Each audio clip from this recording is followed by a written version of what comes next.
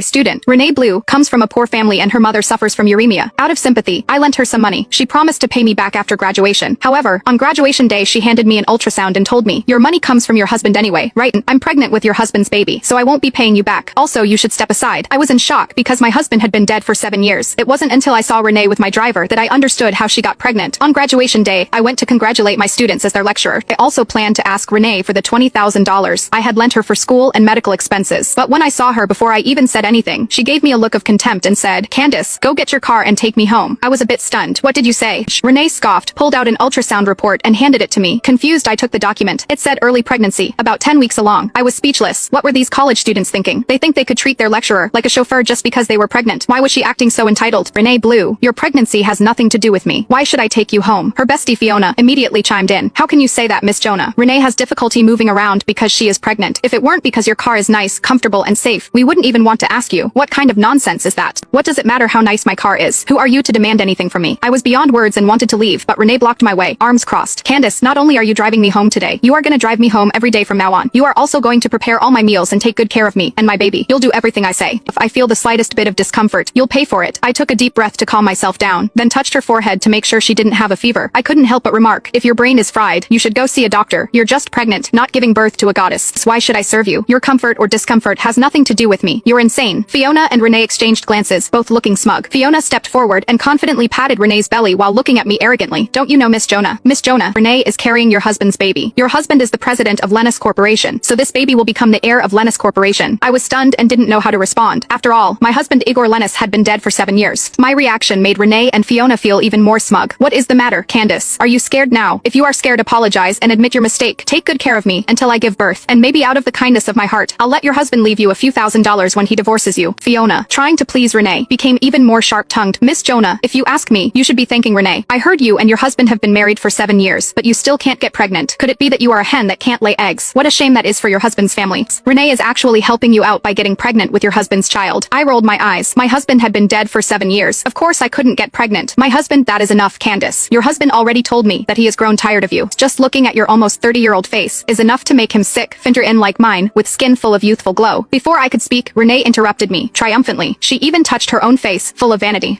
"You must be mistaken. Oh right, Candace. As for the money I owe you, forget about it. We all know it is your husband's money anyway. I am pregnant with your husband's baby, so I am not gonna return the money anymore. Also, you should step aside." Renee didn't give me a chance to speak. She kept talking over me. Fiona also chimed in like a good lapdog. "Miss Jonah, you are driving a luxury car, wearing designer clothes, and enjoying all of Mr. Lennis's financial resources, but you can't give him an heir. If I were you, I'd be so ashamed of myself. Fortunately, Renee is kind and fertile, and she is about to give your husband